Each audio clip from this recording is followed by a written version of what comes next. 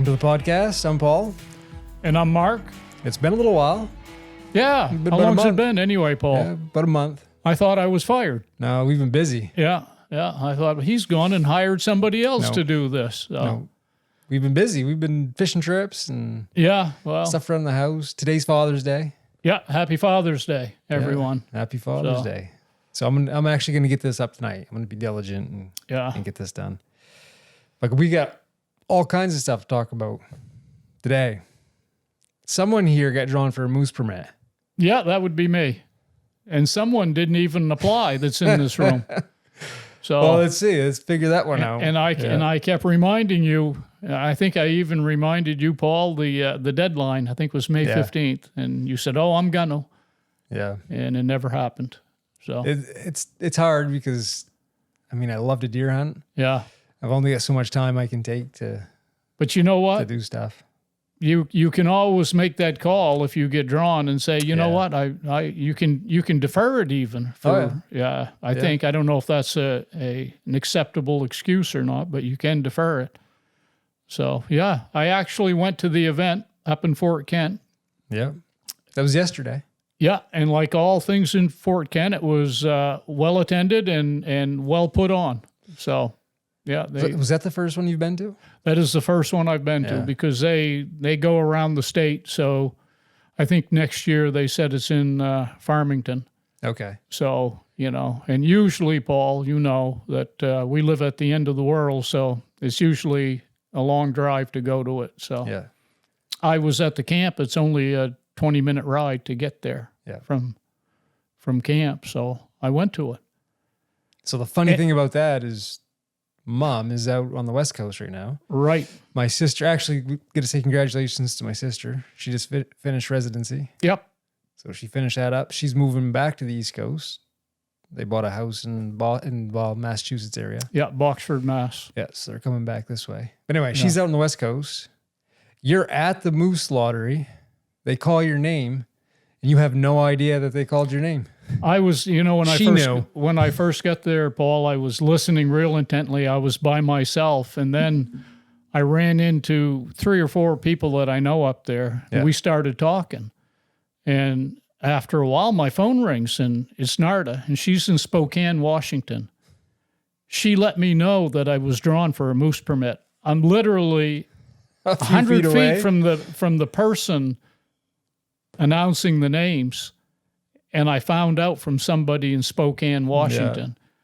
We'd had a friend that was sitting in the front row. I didn't know at the time. And they called my name, and they couldn't pronounce it, of course, my last name. And she's hollering at the guy that's announcing, or girl, I forget which one, and telling him how to pronounce my name. And so she called Narda, and then Narda called me. That you can't make that stuff up. No. I mean, so... But I had a good time socializing anyway. Oh, I bet. It was a good social event. Did you see a lot of people? There was a lot of people there, Paul. It was well attended.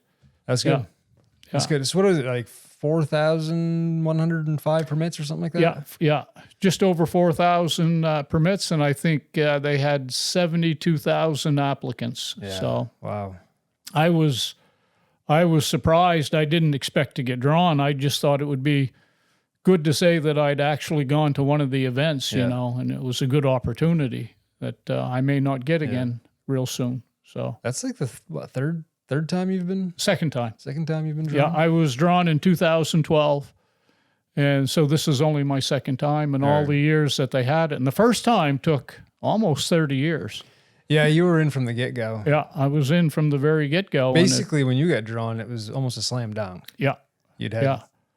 So now I was reading up on the rules a little bit, Paul. I see that if you're 65 or over and you've been in it for 30 years, you have 30 points without being drawn, you're automatic now. Oh, no kidding. Good. Yeah. Good. So I've been drawn once. Yeah. Mom's been drawn once. Well, you may have been drawn more than once, but you never apply. So you like I say, you got to be in it to win it. And so then you can make the call whether you can take or can't take time off from work, It's, I don't know. It's not that. That's a big thing for a lot of people. A lot of people love it. They love it. A lot of people love it. And I can see why. Yeah. I mean, It's the biggest game animal we have in the state. It is. It is. And probably, well, up here, probably the most plentiful. Yeah. Or it certainly was a few years back. I don't know about now. So. I don't know. It's missing some drama for me or something. Yeah. There's like I'm not into the posse hunting. Yeah. So a lot of people like getting a big party of guys together. And yeah. I don't know. That's not. Yeah. And we've never done that. And I don't know how that's going to play out this year. I got to look for a sub-permittee. You're not interested? I'll see what I can do.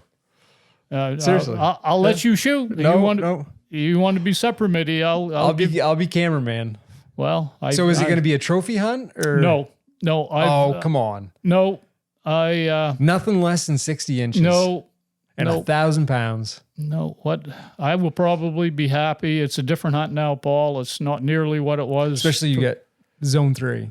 Yeah. There's not a lot of permits there. There wasn't. No, I was surprised. Like 100. I looked it up that I got everything I wanted, my first choices. And I knew I would because I was drawn early. I was real early in the drawing, so. But I got Zone 3 and I got September week, so. When I first got drawn, I was Zone 3. They gave a lot of permits. Yeah. And I think what kind of created my distaste for it a little bit was it was like people were blocking roads, circus atmosphere. Oh my! It was like I don't want to be part of this. This is like there's people everywhere. Yeah, and that's just not my style. Yeah, well, it's not mine either. But it doesn't seem. I can always there's moose everywhere up there, Paul, and I can always find a place to hunt. I'm pretty sure I can find a place to be by myself. But the year I had that zone, they were trying to thin out the moose. Yeah. Because there was a lot of moose collisions. Yeah. In through there. Yeah. Do you recall the number of permits they gave? I do not. I have no idea back then how many permits they gave out for each district. I just remember us discussing it before we went out that there was a lot. Yeah. That particular season. Yeah. And it was probably going to be. Yeah. A lot of people. And there was a lot more moose back then, too. There was. Paul, there was a lot of moose. Yeah, there was a lot of moose. Not that it was easy, but yeah. So getting back to you know what? If it's legal, unless my sub-permittee, absolutely didn't want to shoot it, and that would be all right, too. I myself would be happy with any legal bull. You just want some meat. Well, that, and I enjoy it, and I enjoy going out, but I'm beyond thinking that I'm gonna, just hang out for a 50-inch bull or better. I'll tell you what, if I do it, I'll buy a new winch for my pickup. Oh, okay. That come in handy? I thought you were going to say you'll buy a new winch for my pickup. Maybe I'll get one that can be detached. I'm just kidding. No, because I was thinking, I've been thinking about getting a winch anyway that I could put in my reach in the back and or the front if I wanted to do that. I know some guys that do that. Yeah. Well, actually, Paul, on my application, we do put a sub-permittee, and your name was on there, so you'll have to, and you get first dibs. All I know is Lacey had heard, and she goes, "Oh my God." Yeah. And I think Matt and Brittany were here. Yeah. And they were laughing. They're like, "Oh no, another week." Yeah. I'll leave that up to you, Paul. But you'll have to, give me a little heads up. No, I will. I will have to make a determination on sub-permittee. I don't know what the time frame of that is, but somewhere before I get the license, I have to send in with my sub-permittee and stuff. So no, moose hunts are a lot of fun. I think we'd have a good time, like Paul. The other kicker that's always been, I like to enjoy the moment, the process. And it seems like the past few years we've had moose hunts where we've had extremely hot temperatures. And that could be this year with September, Yeah. And I feel bad for people because I can remember one girl, she'd shot a beautiful moose and it was like in the 90s. And it was just, the whole day was kind of chaos. Once the moose was down. Trying to get everything going. Hurry up and get it loaded. Hurry up. Pack it full of ice. Get the hide off it. Get it in the cooler. Yeah. And it makes it a little bit of as opposed to deer hunting, usually it's cold and you can. Yeah. But there again, she could have passed on that moose if it was going to be, maybe for a cooler day or whatever. Yeah. Not that I would do that, but if that was that big of a concern, then maybe it's not the right day to shoot a moose or whatever. I'm sure there's a lot of excited people. Yeah, I wasn't, and part of that story too, the girl that I didn't know was there, the friend of ours that was sitting in the front row, her husband got drawn. Oh, no way. And Nancy. Before you or after? That was after me. Okay. And you want to talk about somebody excited. Really? Yeah, I didn't know whether she was going to hyperventilate or not. She was excited. She loves to moose hunt. And her husband's overseas, on business and couldn't be there, but she was there. Nice. She was there. She got there at 8:30 in the morning and stayed until 5. Wow. She's serious. Yeah. Yeah, and the drawing didn't start until 1 o'clock. Wow. I got there just before 1 o'clock, and I had to park. Was at a grocery store in their parking lot, a long way away from the event. And you get there and don't even pay attention. No, I know. I was I was trying to pay attention at the beginning, but like I say, people saw me and come over and talk to me, and so. I can remember in years past, we'd be on fishing trips and we'd play it on the radio. Yeah. At the campsite during the day. And so I'd be like, I know that person. Oh, I know that person. And, part of the reason being there, to hear your name called out, I mean, you're at the event and I missed it. I missed it. You couldn't hear it anyway if you were paying attention. No, I heard some people I knew from Fort Fairfield and some people I knew, and I heard the names, but I was talking to 2 or 3 other people and I didn't catch it. So in much of the same note, you've now become a Remington 7600 fanboy. Yeah. I got a brand new, brand new to me. Yeah. 7600, 308, which I had a friend that offered it to me and it was as good or better than I could have hoped for. Yeah, it's nice shape. As far as the shape of it. And no buyer's remorse. No, it's a beautiful. I paid a little. Obviously you pay more than what those guns cost brand new. Yeah, I think you got a much better deal than what you'd get in a. Yeah, I think I did, and it was a friend that offered it to me, and it was actually I didn't know it when he offered it to me that it was a 308. And in my head, that's the caliber I wanted, a 308. So do you think maybe you'll break it in on the moose hunt? I've got a scope on it right now. I haven't sighted it in or anything. What'd you put on it for a scope? I had a Leupold Vari-X. I think it's 2.5 or 1:5 or something like that, Paul. Low power. Is it Vari-X 3 or? No, it's not. It's a Vari-X 2. It's the older model. Yeah, I think those are 1.5 to 4. Yeah. That may be. I've got it on a muzzleloader. Yeah, that may be what it is, but I put it on that gun. I forget now. And I'll sight it in, and right now I have every intention of using that on the moose hunt. So. All right. Well, I've got a brand new. So I bought a 7600 2 years ago. Right. I've got a brand new. Well, I'm going to do a video on. I got a special sight I'm going to try on the gun. And it's probably in a couple weeks. I'll put a video out on that. But I've got a brand new scope mounting and bore sighting kit. Oh, no kidding. That you could. I definitely need bore it. Sight it. Yeah. I definitely need it. I wish you would have told me when you were mounting the scope. You could. Yeah. Oh, it's just set on there. Okay. It's not finished. Yeah, I'll let you use it. I just set it on there and put it's by no means tweaked or anything like that. I just set the scope on it. I mean, whenever I mount a scope, can pretty well do it by eyeballing it. Right. You can get things nice and level. But this has, all the gizmos to get it perfectly. Well, I definitely actually need it. Level. Because right now I put my scope on, it's not even level. I mean, it's just on there. Torque everything to specs and stuff like that. Yeah. And then to bore sight it. Yeah. It's got a laser bore sighter.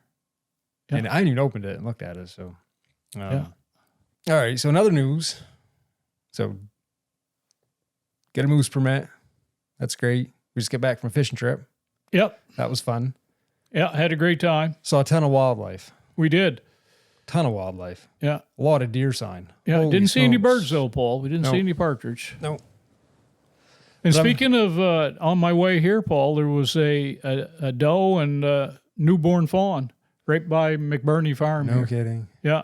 I was thinking the other day, usually I see deer going back she and was forth right by the road. Across the lawn. Yeah. And I haven't seen any for a couple weeks. And I'm like, I wonder if they've been dropping fawns and not venturing too far. Yeah. And I'm like, I should start seeing some deer here pretty soon. Yeah. Yeah. So brand new. She may have had more. I could just barely see it through the tall the doe. She was in the open. Yep.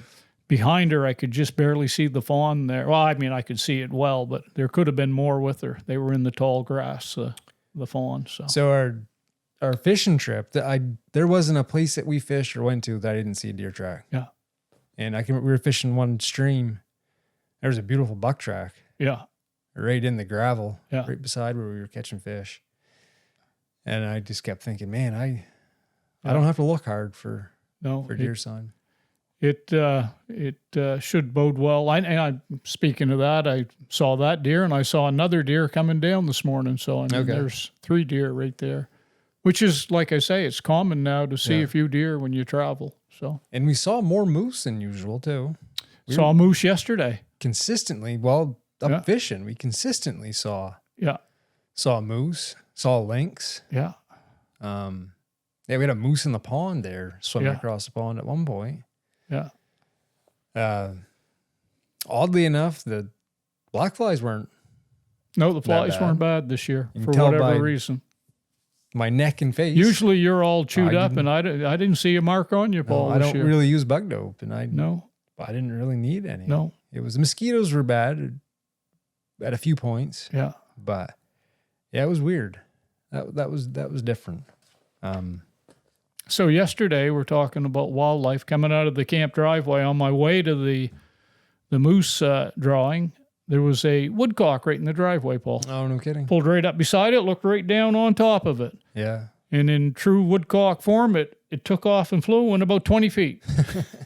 Just like a lynx. He just flew 20 feet, and right where I could see, he landed. Or she landed. So we were talking about that with the lynx. They just kind of hop off to the side and sit down. Sit down and look at you. Yeah. Yeah. But fishing trip was good. Caught a lot of fish. There was a lot of surface activity. We did well in a couple spots. One night was a little bit rough. But the first night in a pond that we've done well on in years past. But that pond too, we've had times where we didn't catch fish. And it was one of those nights though where everything kind of was going. Yeah, and I think it's been really hammered too, Paul, by the outfitters, the guides and stuff. Yeah, there were planes flying in all day long. Yeah, I think it's been really fished heavy, and I think so we because I think that day we fished it. Did we hear the plane go in 3 times? I think it was 3 times. And then there was a fourth. And there was from a different outfitter. Another outfitter. Yeah. Plane, and that came in right when the fishing was getting good. Yeah. We kind of moved over, and it kind of messed up the pond there for a little bit. Yeah. And then loons were going crazy and all that good stuff. But it was a good trip. Yeah. Had a real good time. And speaking of fishing, so a longtime viewer, Phil Piscatella, he won a hat back, what was it, a year and a half ago, or the last time I did a giveaway. He won a hat, and he sent me a photo the other day. I'll put it up here, of a 30-pound striper he caught. I was striper fishing. He was wearing my hat. Oh, no kidding. Yeah, he goes, look at the hat. So nice hat, Phil. And he listens to the podcast and watches pretty much everything. Well, it's, you know what, Paul?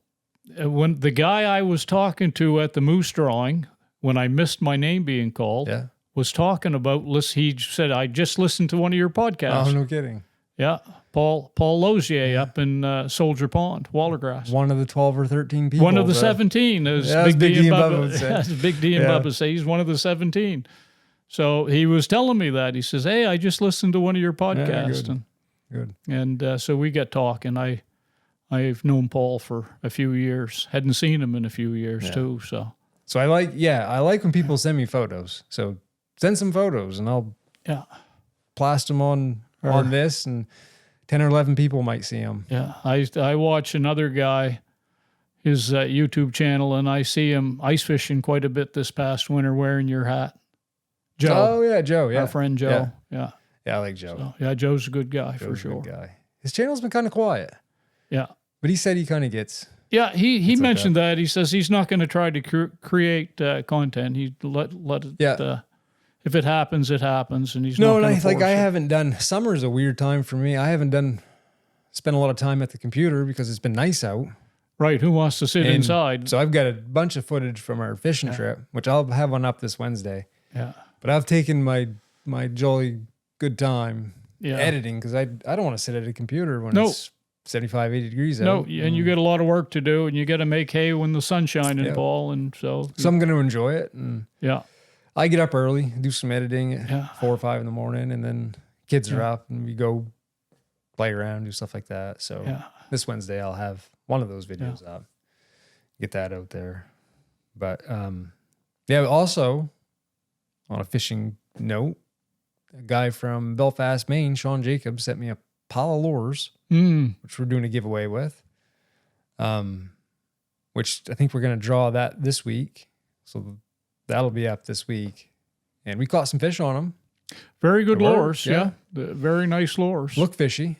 Yeah, I admire somebody that has a passion for something, and he goes after it and stuff. I hope it works out for Sean. At least have fun doing it. Yeah, kind of scratch an itch. Yeah, and if it doesn't work out, you say you did it and tried. But hopefully they're nice lures.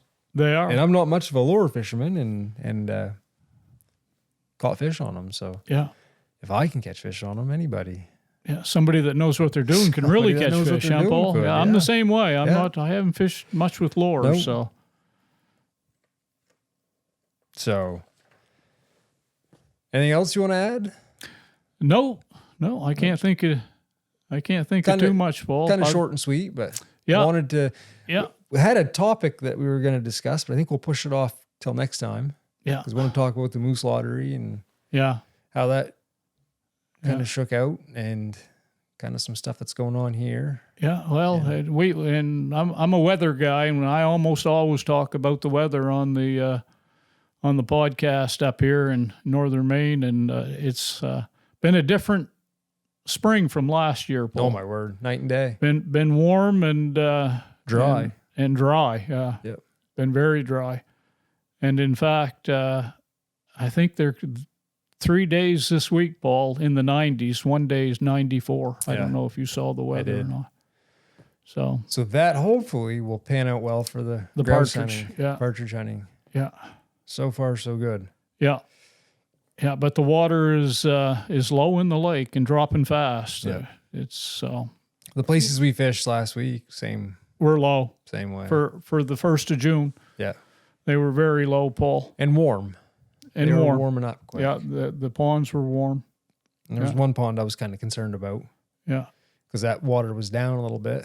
Yeah. And if it's dry and warm. And that's the pond we didn't do well in either. No, that could be rough on the fish. Yeah. Rough on the fish for sure. Yeah. Met some great guys up there. Oh yeah, we did. Yeah. Steve and David Pace and Gardner Dyer. Yeah. Yeah, so shout out to them. Great people to camp next to. Yeah. They enjoy life. They enjoy the outdoors. He had a rig to. That was an amazing rig fish out of. That camper was. Steve. Yeah, that was a. Yeah. It was a Imperial Outdoors, Paul? From Wisconsin. Yeah, I looked it up after you had told me. It was Imperial Outdoors. Yeah. It was their Explorer, maybe the 22-foot. I forget the size, but yeah. So I don't want to step on Steve's toes, but we saw the price of those. They don't give them away. Yeah, it was pushing 150,000. Yeah. Yeah. It was crowding 150 pretty good. Yeah. Probably maybe more depending on what you got for I'm sure you could get all kinds of accessories or add-ons or whatever that Yeah, and hauling it with a beautiful truck too. He had some money tied up and getting up in the North Maine woods there. I'll tell you that's the way to do it. Yeah. That camper was. Oh my word. Yeah, that was. I've never seen anything like it. Well insulated. It was set up for cold weather. I think minus 40 degrees. Minus 40 degrees on the website. It said. Yeah. Great big tires on. Water tank heaters to keep your water from freezing, and solar panels on the top, and lithium batteries, and it was it was a sweet setup. Yeah, with a sweet price tag. Yeah, yeah. I probably won't be buying one of those. I don't see that happening for me in the near future. Hey, Lacey, look what I got. Yeah. You did what? Well, today's Father's Day, so I guess we're gonna wrap it up and enjoy. We're going to go be fathers. Enjoy some Father's Day. Do father things. So I guess leave the podcast with this note.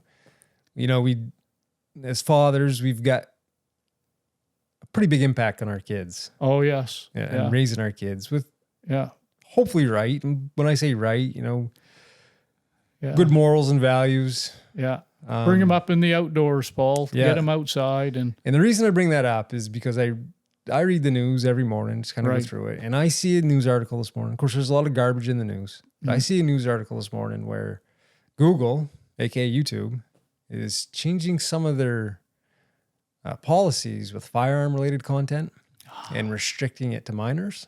Oh. And as you know, as parents, we should all know what and when our kids are consuming stuff. Yeah. Right. But there's such a narrative on firearms being... They're restricting the wrong things. So here's the deal. Like, there's so much garbage driven down... That's what I'm saying. They're restricting the wrong things. Our kids' throats on a daily basis. And they're worried about a kid coming across a firearm-related video. And it's like, you know, it creates in a kid this narrative that... They're bad. Even indirectly... They're like, oh, this is restricted. There's a reason why this is restricted. So that, guns are evil.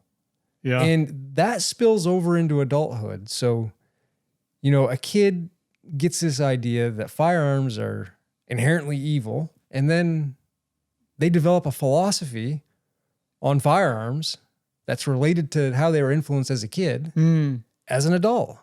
Yeah. And it's amazing how, like, so much of this stuff can shape future generations. Yeah. So while it may seem insignificant, when I first read it, I was like, well, I mean, there's some firearm stuff young kids probably shouldn't be, you know, they may not be mature enough for it or whatever. Well, people shooting people, some of the video games have restrict those or whatever. But just to have this overarching theme of like firearms being bad.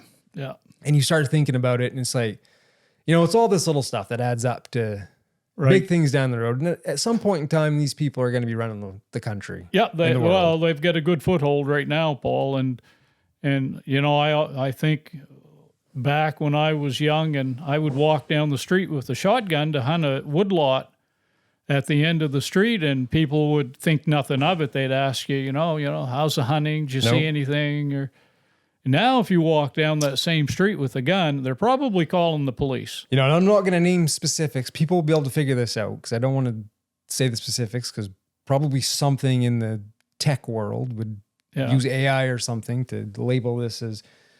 But when I was a kid going to get an education, everybody had guns in their trucks. We had them in the pickup on the school grounds. In the windows. Yeah. And no one thought anything of it. And looking back, like the way things are today, you tell like younger generation, like, it was okay. Yeah. I was going to go hunting afterwards. Everybody had, and no one thought a thing of it. And then Columbine happened. Yeah. And then there were some teachers that was like, you know, you probably ought to maybe, there's no policies on it. Right. And it wasn't illegal. Yeah. And it just was a non-issue. Yeah. Now you tell someone, hey, back when I was in school, they're like, you did what? And it was, times have changed big time. So the irony, you know, of society today where fatherhood isn't even, you know, they're trying to diminish manhood and fatherhood and anti-masculinity. It's like, and that is the basis of society, the family structure, yep. the husband, the wife, the mother, the father.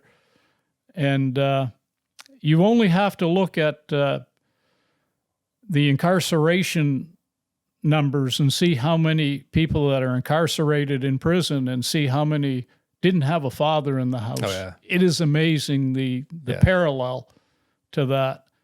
Yet, being a man or being a father is looked down upon or whatever in a lot of our... and it makes me very aware. Bo, my son, is 3. Right. In the past 6 months or so, it's super noticeable that he copies everything that I do. Yeah. Everything that I do. And it makes you super aware, kind of self-conscious. You're like, please don't copy everything that I do. Well, do everything right, that's and right. They'll have him copy everything you do. So you're that's super. The onus is on you there, Paul, to do the right things, and so that he'll mimic you. You become super aware that, like, he just everything from I was sweeping out the pool. He wants something to sweep the pool. If I'm weed whacking, if I'm push mowing, he's got his push mower, and so they're super influenced. Yeah. And so I guess on Father's Day, just leave this podcast with be aware of how your kids are influenced. Play a good role in that. Be the best father you can be, for sure. No one's perfect. And everyone messes up. And, that's life. But the things that are good in life are definitely getting pushed to the wayside, and all the garbage seems to be just driven at us. What's right is wrong, and what's wrong is right in our society today. So I guess we'll leave it at that. Sounds good. Sounds good. Yeah. So we'll do another one next week. We get back into the weekly routine. Yeah. Try to. Yeah. So you got a subject for us next week? I do. Okay. I've got all kinds of subjects, but they just come up. I've got friends that have experiences that stuff happens, and it's like, that'd be something good to talk about, because it's everyday life. People run into this stuff. Right. And I think a lot of people can relate to exactly. The same we're questions. Not, I mean, you're geared towards the outdoor community, and hunting is a big part of that. And the stuff that you just talked about is, it's what it would interest the listeners. Yeah. So, alrighty, we'll go enjoy the rest of Father's Day. Yes. So happy Father's Day to everybody. Yeah. And until next time, get outside. It's good for the soul. See ya.